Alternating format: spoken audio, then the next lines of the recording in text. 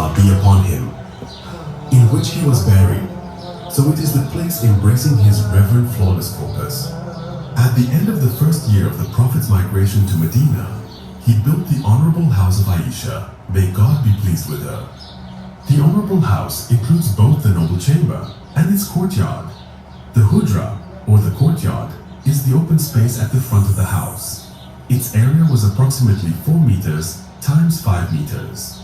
It had 2 doors, a door on the northern side, through which the Prophet used to go to Baqi, and a door on the western side, leading directly to the Holy Mosque.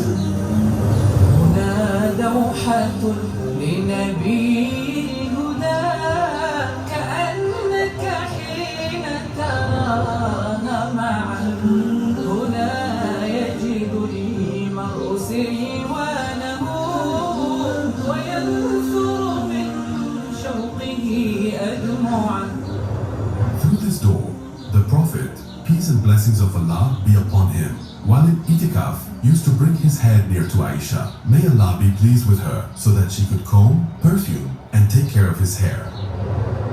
As for the items found in the courtyard, al-hujra, there was a stove, and some other stuff, such as a saddle, and some firewood.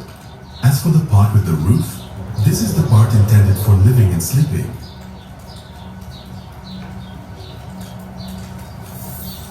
It consisted of one modest room, measuring about 5 meters wide and 6 meters long, with a ceiling that was about 2.5 meters high. The foundations of the walls of the house were of stones, but the rest of the building were mud bricks. The roof of the house was made of palm trunks, covered with palm fronds and lemongrass, which were all covered with a thick layer of clay. When we enter inside, we find a modest small room that tells of the Prophet's asceticism. This is his bed, woven with palm leaves, and that is a pillow stuffed with palm fibers and a quilt. This is a little shelf with some barley on it, and this is a water skin with some water. If we go out of the Prophet's house, we find a wooden trunk that was used as stairs leading to the top of the house. On the rooftop, in one of the corners, there was a small room called Al-Mashraba. O believers, here, in this noble chamber, the Messenger of Allah, peace and blessings of Allah be upon him, lived with Aisha, may Allah be pleased with her, his most beloved person. He spent with her a beautiful life that is full of affection, illuminated with purity and adorned with good manners.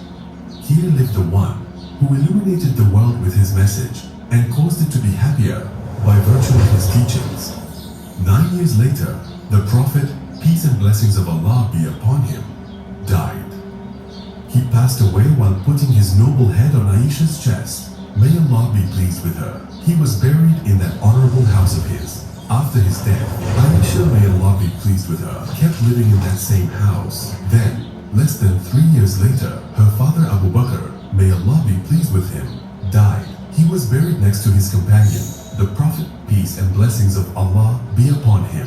Aisha, may Allah be pleased with her, remained in the same noble chamber, but she put a curtain between her bed and the graves.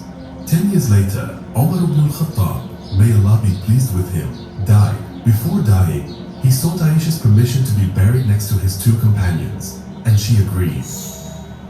But Aisha built a wall instead of the curtain that separated the grave space from the rest of the noble chamber, where she used to indulge in prolonged prayers. Although Aisha, may Allah be pleased with her, remained in that small section of the chamber, she could widen the chamber's impact as a source of knowledge, education, and morality to all Muslims. For Muslims from all over the land used to come to her in flocks to greet the mother of the believers, may God be pleased with her, and to learn from her. In fact, she continued living in that noble chamber for the rest of her life.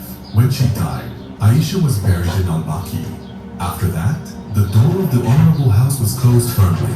It remained so until the 88th year of Al-Hijrah, in the reign of Caliph Walid bin Abdul Malik, and for the purpose of protecting the honorable grave, Omar bin Abdul Abdulaziz led and documented reconstruction of Aisha's noble chamber. With this new construction, the honorable house has become inside the mosque. Moreover, the new construction was completely closed, with no doors or entries leading into the chamber. Also, Umar bin Abdulaziz purchased the rooms of the rest of the mothers of the believers and added their space to the mosque. He built a 5-cornered wall from strong black stones all around the honorable house to isolate the graves and to prevent people from praying toward their direction. The city of Medina has never seen a day with more crying, sadness, and stress than that day on which these rooms were demolished, since seeing them used to bring peace for the Muslims' hearts, reminding them of their beloved Prophet, peace and blessings of Allah be upon him. Throughout the following years, the Muslim caliphs and governors used to take care of the noble chamber, its maintenance, and its construction documentation. Today, there are 3 barriers between the visitor and the noble tomb: the copper cabin fence, then the pentagonal wall with its luxurious cloth cover, then the wall of Aisha's noble chamber. May God be pleased with her. In fact, the care devoted to the Prophet's mosque and the noble chamber has reached its peak in the era of the Kingdom of Saudi Arabia. May God support it, sustain its security and faith, and bless its leaders and reward them with the best reward. Today, the Prophet's mosque is large enough to accommodate millions of visitors, and this noble chamber is still pleasing to the eyes and delightful to the loving hearts of Muslims. O God, endow your blessings and peace upon the one who is sent as a mercy to the world.